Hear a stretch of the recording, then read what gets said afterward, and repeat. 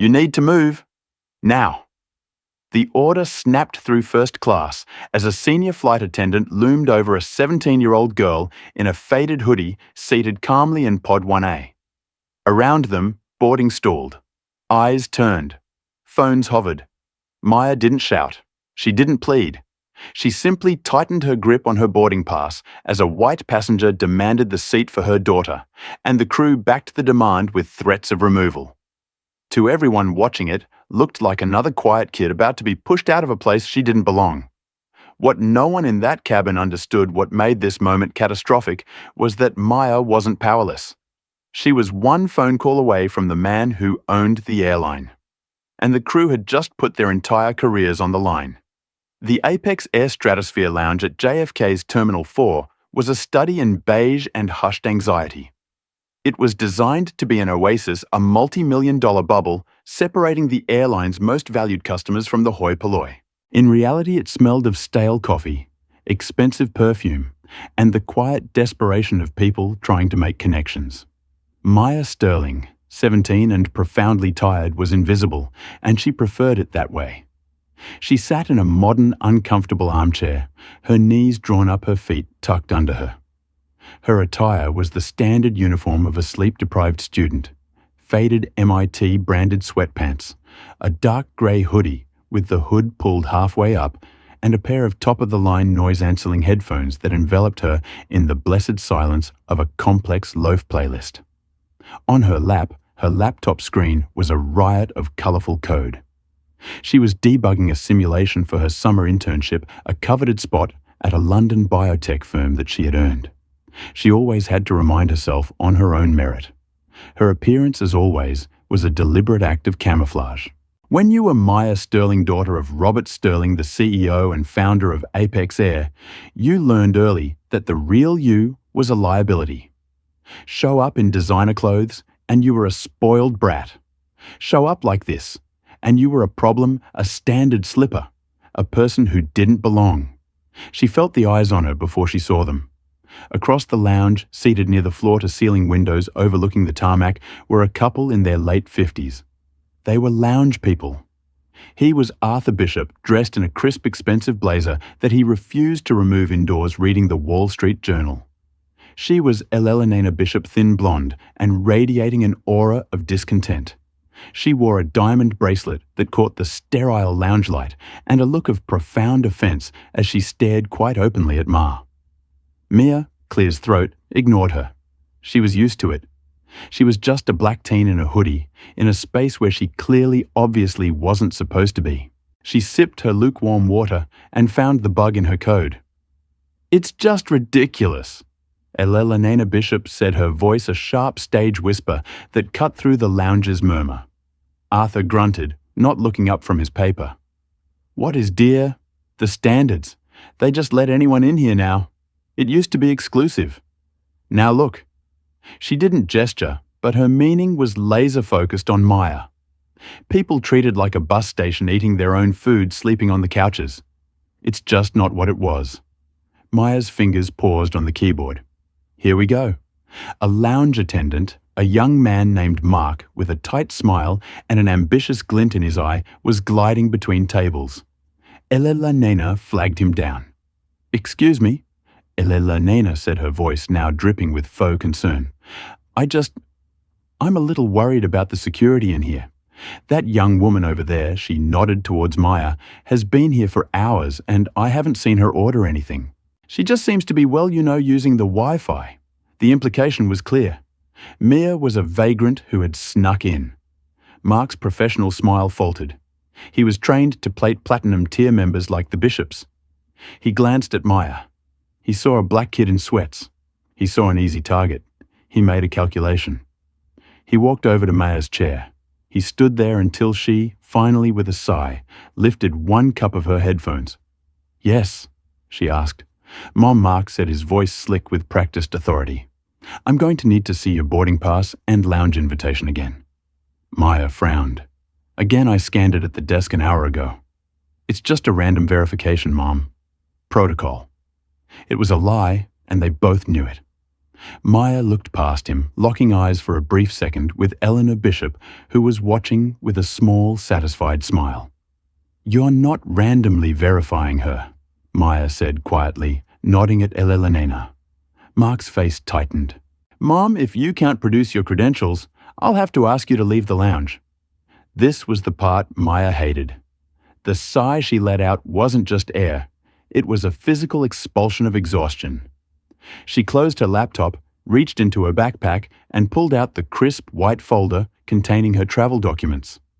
She handed him the heavy cardstock that read, in bold silver letters, Sterling Maya.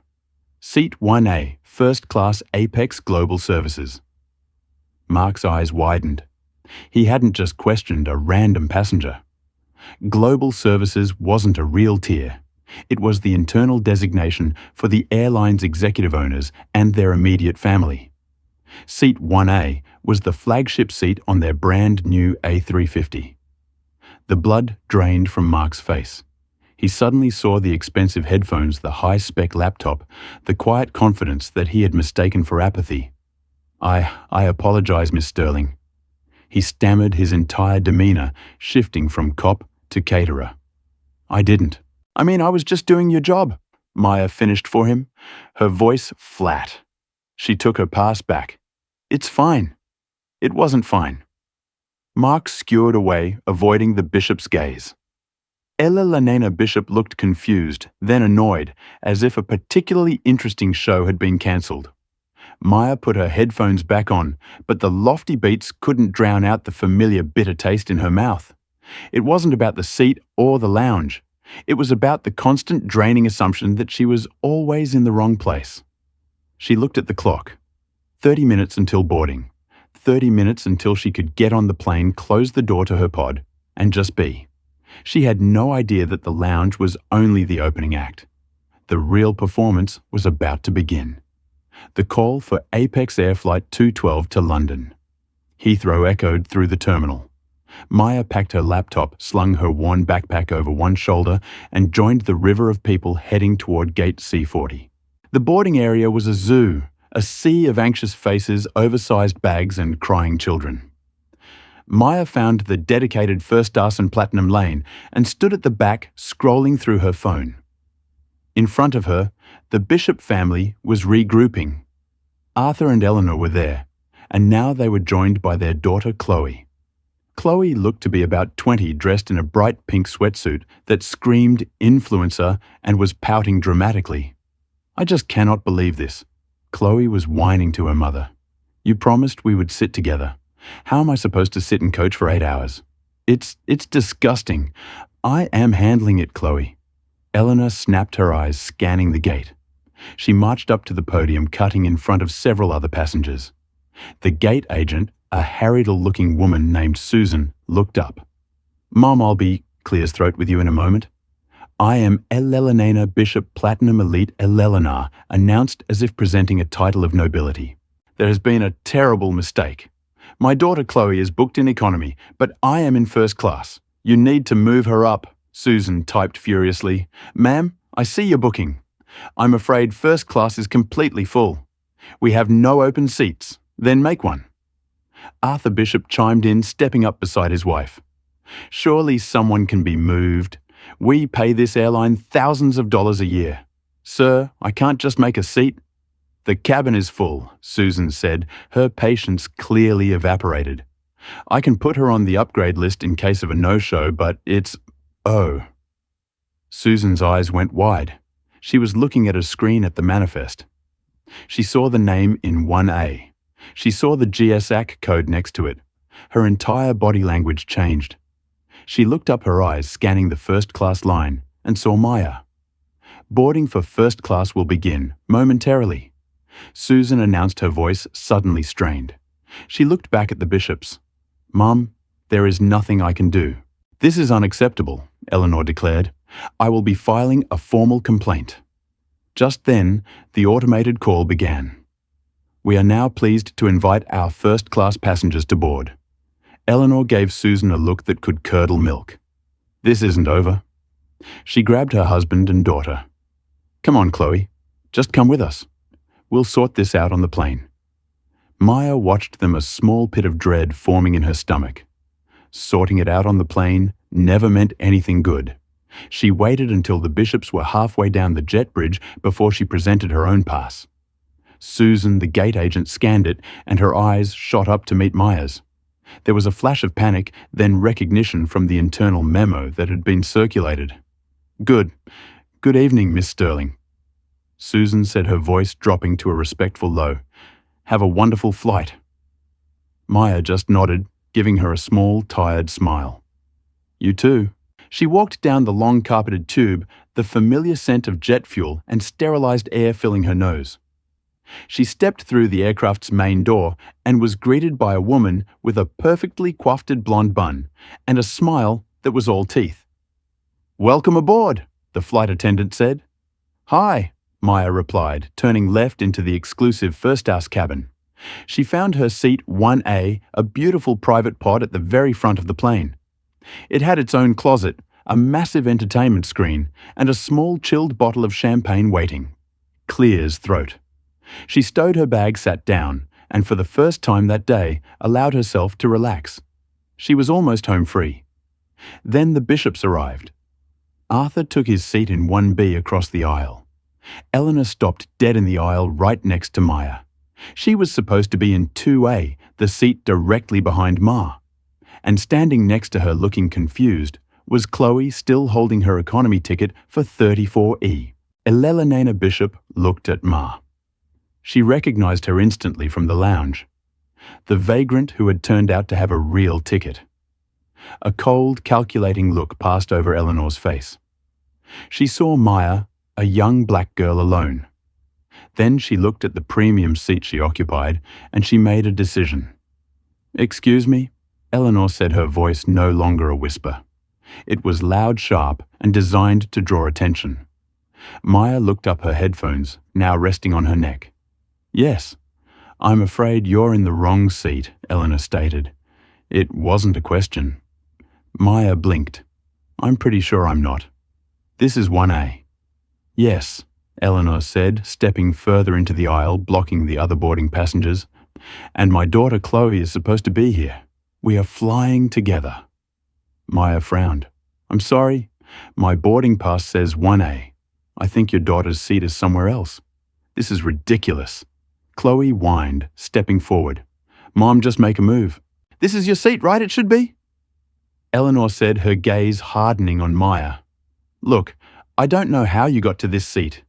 Maybe it was a mistake or you used someone else's points, but my family needs to sit together. You are going to have to move." The sheer, unadulterated entitlement of the demand hung in the air. She wasn't asking. She was telling. "No," Maya said, simply.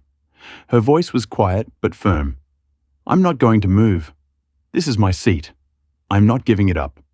"What did you just say?" Eleanor's voice rose, cracking with disbelief.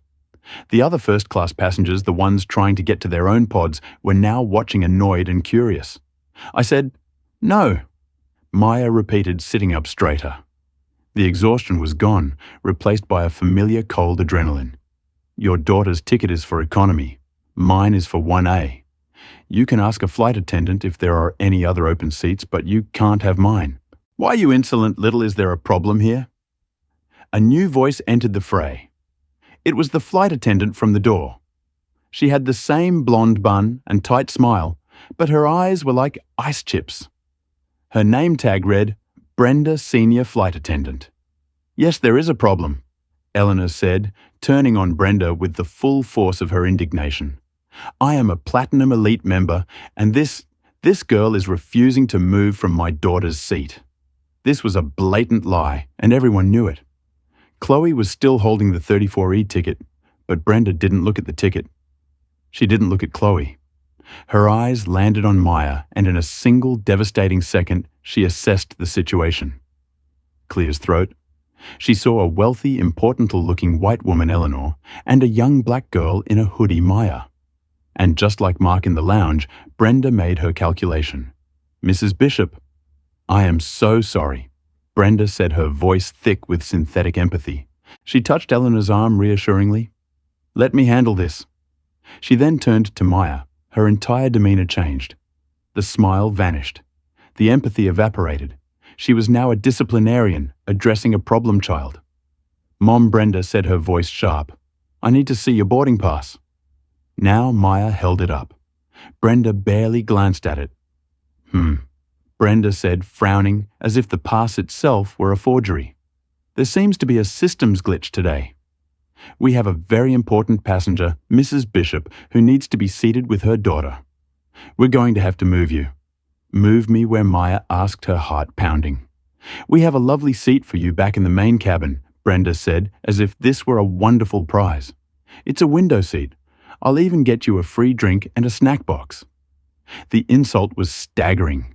She was being asked to give up a $10,000 intercontinental flatbed seat for a $400 middle seat and a bag of pretzels. "No," Maya said again. "Absolutely not. That is not my seat. This is my seat. Look at my pass. Look at your manifest. I am in 1A. Brenda's patience snapped. "Listen, dear," she hissed, leaning in closer. "I don't know who you think you are, but I am the senior attendant on this flight, and I am instructing you to move. Mrs. Bishop is one of our most loyal customers. You are not. Now you can either take your bag and walk back to 34E, or I will have you removed from this aircraft for failure to comply with crew instructions. We need to get this flight in the air." "What is it going to be?" Eleanor Bishop stood there, arms crossed, a smug, triumphant smile on her face. Chloe was already trying to stuff her carry-on into the 1A closet. The cabin was silent. Every passenger was watching. Maya felt a hot flush of humiliation and rage. They were all looking at her as the problem. The disruptive passenger, the girl who was holding up the flight. She was being bullied, threatened, and racially profiled in front of an entire cabin of people. And not a single person spoke up. "You're making a very big mistake," Maya said, her voice shaking slightly, but her eyes locked on Brenda's. "The only mistake," Brenda replied, "is you refusing to move. I am not asking again. Get up or I call the captain." "Then call him," Maya said. Brenda's eyes widened in disbelief. She had handled problem passengers for 20 years. This was usually the point where they caved. The threat of the captain of being publicly removed by security was always enough. "Fine," Brenda snapped. "You've done it now." She turned and strode to the front galley, snatching the intercom phone.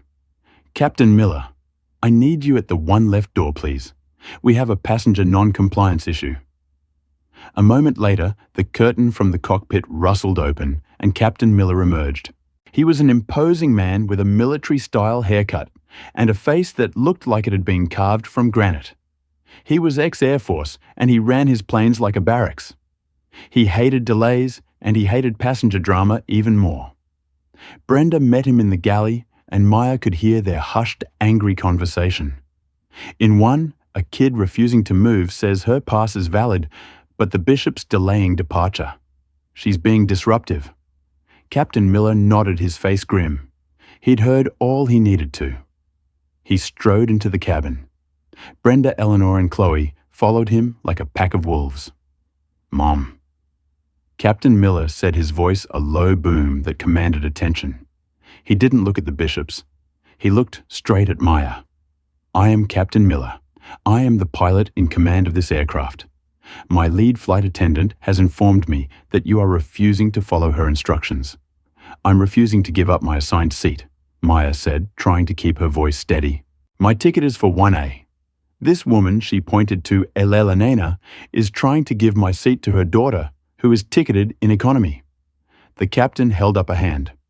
"I am not interested in her," he said. She said, "I am interested in one thing, the safety and timeliness of this flight. You have been given a lawful instruction by a member of my crew. You are delaying this entire plane. I am giving you one final order. Either you take the seat you were offered in the main cabin, or I will have you depot landed by Port Authority police. Am I clear?" The threat hung in the air, thick and toxic, removed by police for sitting in her own seat. Eleanor Bishop was visibly vibrating with victory. Chloe had a smirk on her face. Brenda looked severe and justified. Maya looked at the three of them. She looked at the other passengers who were either filming with their phones or staring desperate for the problem to be solved so they could take off. This was it. They had backed her into a corner. They had all the power, and she was just a 17-year-old girl. But they were wrong. She wasn't just a 17-year-old girl. I understand, Maya said, her voice suddenly calm. The shaking stopped. The adrenaline focused into a single sharp point. Good, the captain grunted, turning. Brenda, find her bag. Wait, Maya said. He turned back, his eyes blazing with impatience. What now? You said I'm being removed. I'm entitled to one phone call, Maya said, pulling her iPhone from her pocket. Brenda scoffed. Mum, you need to put that on airplane mode. You are not making a call. I'm not on airplane mode yet. The door is still open. Maya said, her fingers flying across the screen, tapping a single contact from her favorites list. And I'm not asking your permission. She hit the call button. The phone rang once, twice. Come on, Dad, pick up, she whispered. Then a click. Maya, what's wrong? You're supposed to be in the air. The voice on the other end was deep, warm, and instantly recognizable. Hi, Dad. Maya said, her voice loud enough for the captain and Brenda to hear. Sorry to bother you at the office. I have a problem. Captain Miller rolled his eyes. This is ridiculous. I'm calling security. I'm on Apex Flight 212 at JFK Gate C40. Maya continued, ignoring him.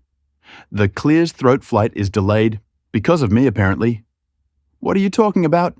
Her father's voice crackled. Well, a passenger, a Mrs. Bishop, wanted my seat for her daughter. And the senior flight attendant, a woman named Brenda, and the pilot, Captain Miller, have ordered me to move to an economy seat. What? The warmth in her father's voice vanished, replaced by a sudden, terrifying cold. They said, if I don't move, they're going to have me arrested. They're calling security right now. Dad, they're trying to remove me from seat 1A. There was a deadly silence on the other end. Then Maya gave the phone to Brenda. Brenda, who had been whispering to the captain, looked over. I'm not taking your phone. He wants to speak to you, Maya said, holding it out. He said his name is Robert Sterling. The name didn't register. Why would it? To Brenda, he was just some angry father. Another civilian to be managed. She snatched the phone from Mia's hand. Sir, this is Senior Attendant Brenda, she said, her voice dripping with condescension. Your daughter is causing a significant delay to an international flight. She has refused a lawful crew order, and I must ask you to. Brenda stopped. Her mouth remained open, but no sound came out. The smug, severe expression on her face dissolved. The colour drained from her cheeks, leaving behind a sick grey pall. Her hand, the one holding the phone, began to shake violently. Mr. Sterling, she stammered. The name was a choked whisper.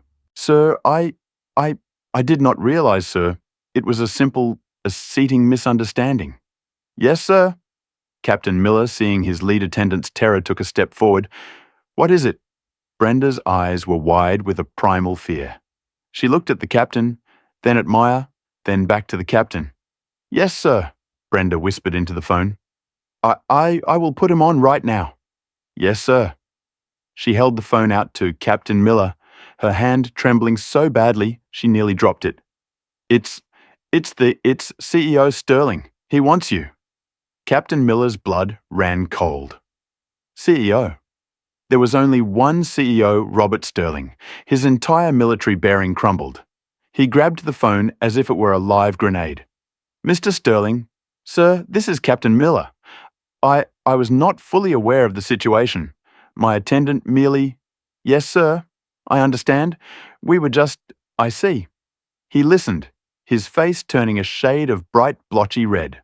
Sir, with all due respect, I am the pilot in command. Yes, sir. Understood. Standing by. He hung up. The silence in the cabin was absolute. You could hear the hum of the auxiliary power unit. Elena Bishop looked confused. What is going on? What's the hold-up? Remove her. Captain Miller turned, and the look he gave Elena was no longer impatient. It was a look of pure, undiluted hatred. He knew in that instant that she had just ended his career. Bing bong. The electronic chime of the gate agent to play an intercom was deafeningly loud. Brenda, still shaking, fumbled for the galley. Yeah? Yes. The voice on the other end was frantic. Brenda, what is happening on your plane? The entire New York operations center just lit up like a Christmas tree. Robert Sterling is on the line with the chief of flight operations. He's saying, your crew is, oh my God. Before Brenda could answer, the jet bridge thumped against the door again.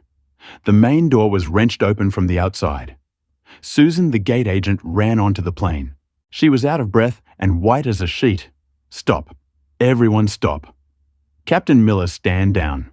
Right behind her, moving with a speed that was terrifying, was a woman in a sharp, dark blue Apex executive suit. This was Sarah Jenkins, the JFK head of in-flight operations.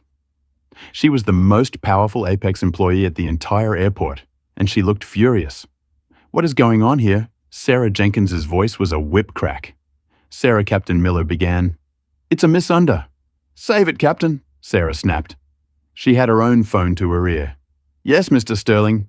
I am on the aircraft now. Yes, I see her. Her eyes found Maya. She walked straight past the captain, past Brenda, and past the bishops. She stopped right in front of seat 1A. Miss Sterling! Sarah, clears throat. Jenkins said, her voice now calm and deferential. I am Sarah Jenkins. On behalf of Apex Air, I cannot begin to express our apologies for what just happened. Are you all right? Maya just nodded, speechless. Sarah nodded grimly. She turned around. The entire cabin was her audience. Brenda, she said, her voice ice. Jason, she added, pointing to the other first-class attendant who had backed Brenda up. Hand me your employee badges. You are both suspended. Effective immediately. Get your personal items from the galley and get off this plane now. Brenda looked like she'd been shot. Sarah, please. It was a mistake. It was a catastrophe. Sarah replied, badges now. Numbly, Brenda and Jason unclipped their IDs and handed them over. Captain Miller? Sarah continued, you are officially grounded pending a full investigation. Your co-pilot will take the flight. Or rather, he would have. We're swapping the entire crew. Go back to the cockpit, retrieve your belongings, and escort these two former employees back to my office. Do not speak to anyone. Miller's face was purple. He was a 30-year veteran pilot, and he had just been relieved of duty in front of his entire plane. He said nothing. He simply turned and disappeared into the cockpit. The only sound was Chloe Bishop, who whispered, Mommy, what's happening? Eleanor Bishop finally found her voice. This is absurd. You can't do this. We are your loyal customers. That girl, she pointed a shaking finger at Maya, is the one who caused all this trouble. Sarah Jenkins turned to Elena, and any trace of professional courtesy was gone. Mrs. Elena Bishop, Sarah said, pulling out a tablet. As of 2 minutes ago, per order of the CEO, your ticket and the tickets of your husband and daughter have been cancelled, not just for this flight, for all future travel on Apex Air. You can't, Arthur Bishop sputtered. Standing up.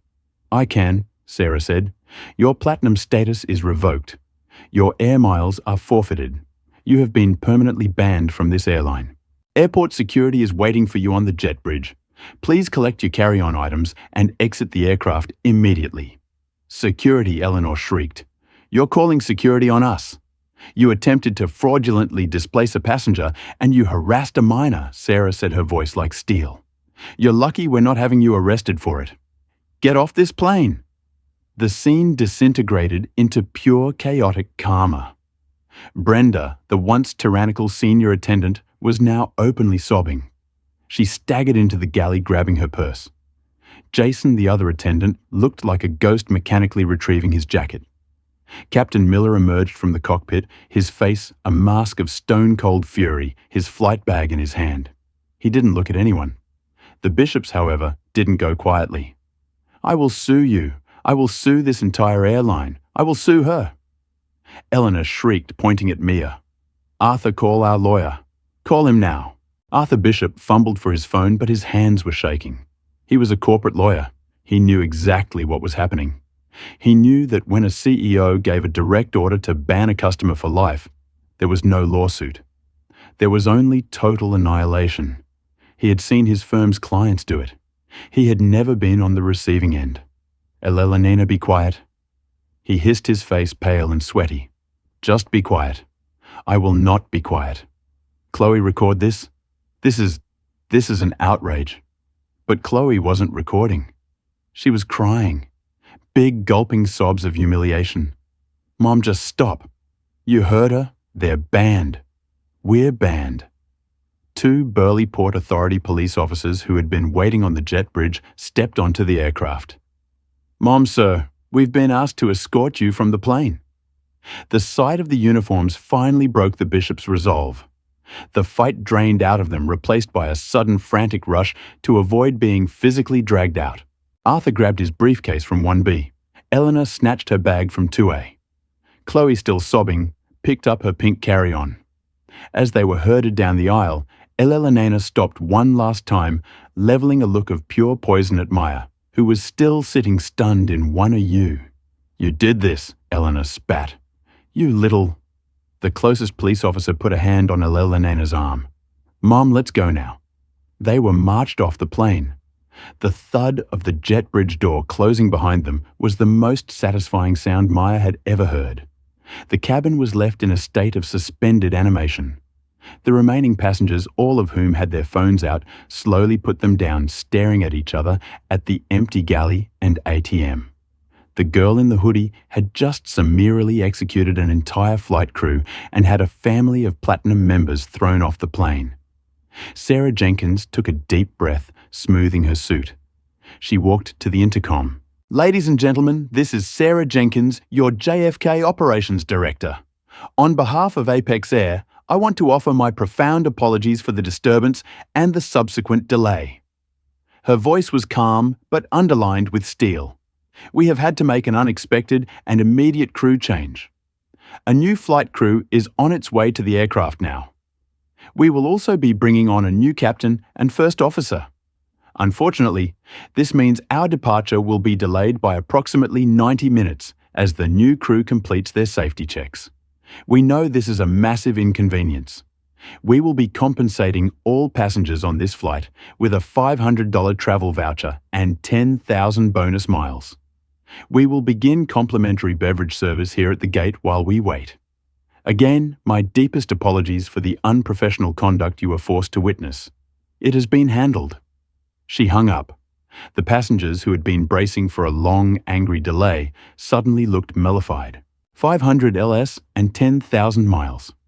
They'd just witnessed the best in-flight entertainment of their lives, and were getting paid for it. Sarah returned to Maya, her expression softening. Ms. Sterling and new crew will be here in about 10 minutes. They will be the best we have. Is there anything I can get you? Your father is on my direct line. He's very concerned. Maya finally found her voice. It was small. Hey, a bottle of water, please.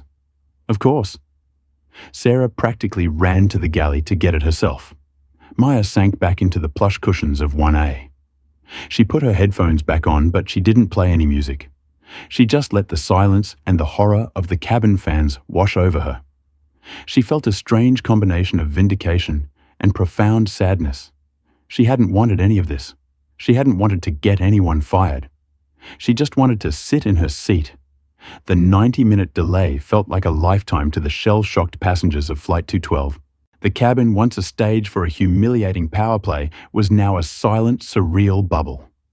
The $500 vouchers and 10,000 Me bonuses had certainly calmed the anger, but the primary emotion was awe. They had just witnessed a complete real-time corporate execution. A new crew, looking sharp-focused and visibly humbled, boarded the plane. They were led by a woman named Maria, a 30-year veteran with kind eyes, and a presence that radiated calm, competent authority. She had been pulled from the crew lounge where she was mentoring new hires and briefed by Sarah Jenkins personally. Her first act was to walk directly to 1A. Maya, clear as throat, looked up, her headphones still on, but silent, her body tense. She half expected another confrontation. Maria knelt by the side of the pod, not looming over her, but speaking to her at eye level. "Miss Sterling," she said, her voice soft but clear. "My name is Maria. I am your senior attendant for the remainder of this flight. I have been with Apex Air since before. Well, for a very long time. I have seen the manifest, I have seen the report, and I have seen a small, terrible clip of the video that is already circulating." Maya flinched video. "What you experienced?" Maria continued, her eyes holding mirrors, "was not Apex Air. It was a failure of character, a failure of training, and a failure of basic human decency. On behalf of the thousands of us who take pride in this uniform, I am profoundly sorry. It is our privilege to have you on board. My only job for the next 8 hours is to ensure you feel safe, respected, and comfortable. Can I begin by getting you anything? A cup of tea? A new bottle of water?" Maya felt the tension she'd been holding in her shoulders for hours finally painfully begin to release. A single tear, hot with exhaustion and relief, slipped down her cheek. She wiped it away, embarrassed. Just a water is fine, thank you," she whispered. "I'll be right back," Maria said. "And Miss Sterling, when we are in the air, you close that door, you put on your pajamas, and you sleep. We will not disturb you for any reason until you ring. We've got it from here." As Maria walked away, the new captain, a man who had been the original co-pilot, emerged from the cockpit. He, too, made his way to 1A. "Mom," he said, his face grim. "I was in the cockpit when it happened. I heard it. And I will have to live with the fact that I did not intervene. I trusted my captain. That was a mistake. I am in command now, and I just wanted to give you my personal assurance that this aircraft is safe, and you are welcome on it. We'll get you to London." Maya simply nodded, unable to speak. The flight departed. The empty seats 1B, where Arthur Bishop had been, Clear's throat, and 208, where Ella Lenena was meant to sit, were like missing teeth, a stark physical reminder of the void where that family's entitlement had been. Maya changed into the first-class pajamas and closed the sliding door to her pod. For the first time that day, she was in a space that was truly, unequivocally hers. She slept a deep, dreamless sleep of pure emotional exhaustion as the plane crossed the black, silent Atlantic. When she awoke, the sun was streaming through the window. Maria gently woke her for breakfast just before landing. As they descended into Heathrow, Maya's phone, which she had switched on, began to vibrate so intensely it nearly fell off the table. It was a cascade of notifications, texts, and news alerts. Her personal journey was over. The public reckoning was just beginning. Back in New York, it was 3:15 a.m. Sarah Jenkins, the JFK operations director, was in a windowless conference room in the terminal, which had been converted into a war room. Her office phone, her cell phone, and her laptop were all running in parallel, a chaotic symphony of incoming data. On the main screen was the video now titled, "Karen and Crew Gets Fired by CEO's Daughter," and it was sitting at 19 million views. Her direct line buzzed. It was the icon she dreaded. "Robert Sterling. Report." His voice was not loud. It was a low, cold, precise rumble. It was the voice he used when he was shutting down a multi-million-dollar venture. "Sir," Sarah said, rubbing her eyes, "I have the personnel files. It's not good." Brenda, the senior attendant. 22 years of service. 12 formal passenger complaints in the last 5 years. 12, Robert repeated. It was not a question. 8 of those complaints were from passengers of colour. Sarah continued reading from her screen. May 20th to 24. Attendant was aggressive, refused to store my carry-on, then allowed a white passenger in the next seat to store a larger bag. September 2024 accused me of loitering in the galley while I was waiting for the lavatory. January 2025 refused to serve me a second drink, but served 3 to the man next to me. The pattern is undeniable. And her manager Robert asked Gregson, her direct supervisor. He cleared every single complaint as unfounded or passenger misunderstanding. I pulled his internal chat logs. He and Brenda are involved, sir. He's been protecting her. Fire Gregson Roberts, said, his voice flat. Fire him for gross negligence. What about the pilot, Captain Miller, 30-year veteran ex-Air Force, spotless flight record, but his crew file? It's a disaster. 6 co-pilots have filed formal transfer requests in the last 2 years alone. They cite a hostile cockpit environment, refusal to adhere to standardized checklists, and belligerent attitude. One FO even filed a safety report stating Miller was so busy disciplining a flight attendant over a coffee order that he almost missed a critical altitude clearance from ATC. So he's a bully, Roberts said. A liability. He's grounded. His license is flagged. What about the lounge, marked the agent. I have the high-definition CCTV. It's exactly as Maya described. I watched him scan the lounge, his eyes passing over at least 3 other casually dressed white passengers before he locked onto Mia. He approached her. He stood over her. It was a targeted action from the second he saw her. He's gone. His access is already revoked. There was a long silence on the line. Sarah could hear Robert Sterling breathing. Sarah, he said finally, this isn't a PR problem. This is a cancer. You, me, the entire board. We've been boasting about our numbers, our new planes, our world-class service. We've been lying. We built a beautiful house and let rot fester in the foundation. Sir, I'm not blaming you, Sarah. I'm blaming me. I've been so focused on the stock price, I forgot to check if we were still a decent company. That ends tonight. What do you want to do, sir? The PR team is going to want to hide to apologize, to offer travel vouchers. We're not doing that, Diane. He called to his PR chief, who was clearly in the room with him. Schedule, clears throat, a press conference, 1000 AM. Yes, I know. I don't care. I'll be there. And Sarah start pulling the files for the entire New York management chain. Everyone, the rot stops tonight. He hung up. Sarah Jenkins looked at the screen, at the video of Maya looking so small and so tired in that seat. She picked up her phone and dialed her own HR director. Get in here, she said. We're cleaning house. By 10:00 AM, the story was the #1 trending topic in the world. Dr. Apex Air on Fire CEO daughter, and by Brenda were exploding. The press conference room at Apex HQ was a circus. Robert Sterling walked to the podium. He did not look like a polished CEO.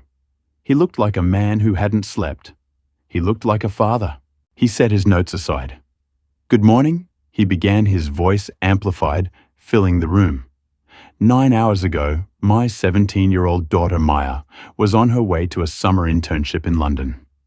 She was sitting in seat 1A of Flight 212, a seat she was ticketed for.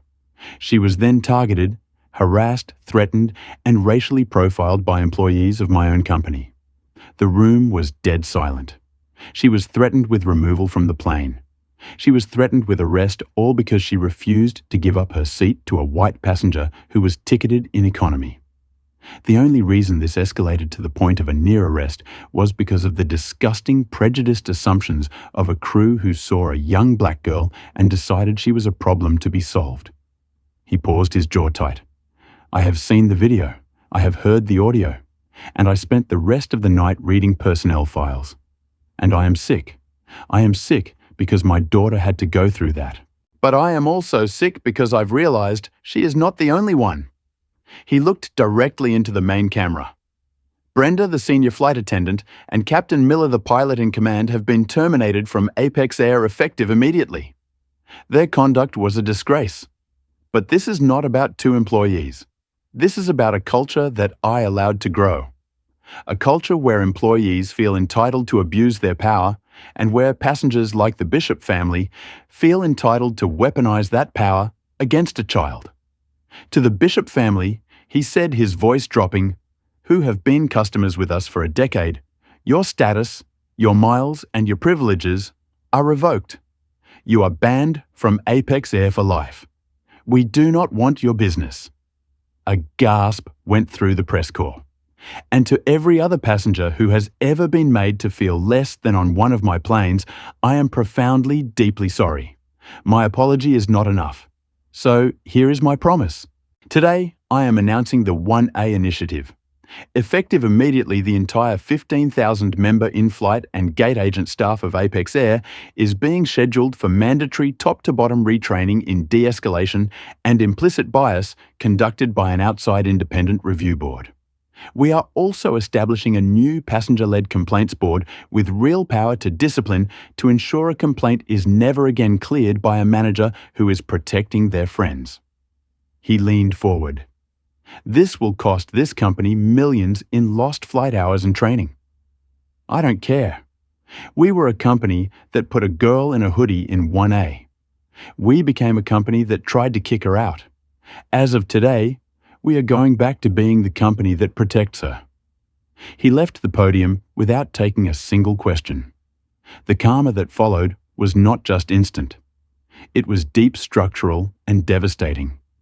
For Brenda, the termination was just the beginning. Clear's throat.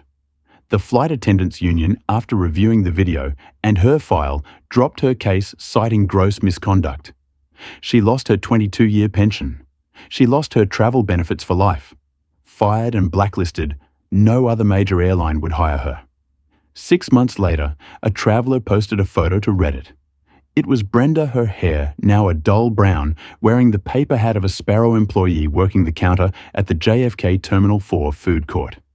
She was 300 YD away from the Apex Stratosphere Lounge, forced to watch the planes she could no longer fly take off every single day. For Captain Miller, the fall was just as brutal. He was a man defined by his authority. Robert Sterling's team had flagged his grounding with the FAA, citing the co-pilot safety reports. The FAA opened a formal review. In a sterile hearing room, Miller, stripped of his uniform, tried to bluster. "I am the pilot in command. My authority is absolute." The review board chair, a retired female captain, looked at him over her glasses. "Your authority, Captain, is not absolute. It is a trust you violated when you prioritized an argument over safety. And when you threatened a passenger without cause, your license is suspended for 6 months, pending a full psychological and bias evaluation." He was unflammable. His career was over, but the hardest karma was reserved for the Bishops. Arthur Bishop walked into his law firm, Bishop Sloan and Cromwell, the next morning, fully expecting to handle the bad press. He was summoned not to his office, but to the main boardroom. The other senior partners were there. Mr. Cromwell, the 70-year-old founding partner, was at the head of the table. Arthur Cromwell said, sliding a tablet down the polished mahogany. On it was the video. "I've had calls from 3 clients this morning, not to complain Arthur to terminate our services. They saw this. They saw you standing by validating your wife's behavior." "Charles, it was a misunderstanding," Arthur sputtered. "A seating mix-up. Was it a mix-up when your wife lied to the crew Cromwell shot back? Was it a mix-up when your daughter tried to steal the girl's closet? Was it a mix-up when you watched a captain threaten a minor with arrest? You are a partner at this firm. You are an officer of the court, and you participated in the harassment of a child. It's a morals clause violation, Arthur. A catastrophic one. A morals clause. Charles, we've known each other for 30 years, and in 30 years I've never had to field a call from Robert Sterling's general counsel, who happens to be a personal friend, asking me what kind of shop I'm running. The partnership is voting on your dismissal. The vote is unanimous. You're out. Pack your desk." Elelenena Bishop's world dissolved not with a bang, but with a silence. Her phone, usually buzzing with calls from her social circle, was dead. The charity gala she was chairing sent her a curt email. "In light of recent events, the board feels it's best we go in a different direction." She was removed from the board. When she called her best friend Cynthia, the call went to voicemail. When Cynthia finally texted back, it was a single line. "Elelena, I can't. The video, I just can't be associated with that. I'm sorry." Banned from her favorite airline, exiled from her law firm's social functions, and shunned by her friends, her entire identity was erased. And Chloe, the aspiring influencer, learned the true meaning of cancelled. Her Instagram, once a curated feed of pink sweatshirts and brunch, was a wildfire of comments. "Justice for Maya Racist in 1A. Your mother is a monster." The brand that made the pink sweatshirt luxe loungewear posted a statement. We are horrified by the behavior of Chloe Bishop and her family. We have terminated our partnership effective immediately. Our values are inclusivity and respect. All her other sponsorships vanished in under an hour. Her career was over before it began. The Bishops were forced to sell their Park Avenue apartment. The toxic publicity in Arthur's lost partnership made it impossible to maintain. They retreated humiliated to a golf course condo in Boca Raton, the social graveyard for disgraced New Yorkers. Months later, Maya Sterling was flying home for Christmas. She walked into the Apex Stratosphere Lounge at JFK. It was brighter. The furniture was new. The energy felt lighter. She walked to the desk. The new agent, a sharper-looking young black woman, smiled. "Welcome, Ms. Sterling. Window or aisle?" Maya blinked. "Oh, I'm in 1A. The agent laughed. "The 1A, of course. Well, your flight is on time. Can I get you a water or a coffee while you wait?" "A water would be great, thank you," Maya said, smiling. She went to her old armchair and sat down. She pulled out her laptop, put on her headphones, and began to code. A few minutes later, the agent brought her the water. She was wearing a small silver pin on her lapel. It was a new addition to the uniform. It was a simple 1A. Maya looked at it then, at the agent, who gave her a small, knowing nod. Maya Sterling, in her MIT hoodie, went back to work invisible in all the right ways and visible in all the ones that mattered. She was just a passenger in her seat, and finally, completely, she belonged. And just like that, the entire house of cards built on a foundation of entitlement and prejudice came crashing down. Brenda Captain Miller and the entire biased crew learned that actions have consequences, and sometimes those consequences are delivered by the very person signing their paychecks. Maya Sterling's story is a powerful, shocking reminder that an abuse of power, no matter how small, can lead to a devastating and permanent downfall. They thought she was just a kid they could bully. They found out she was the standard they were sworn to protect. What did you think of the crew's suspension? Was it instant justice, or was it too harsh? Let us know your thoughts in the comments below. If you loved this story of karma served ice cold, make sure to hit that like button, share this video with a friend who needs to see it, and smash that subscribe button for more real-life drama and karmic justice delivered right to your feed.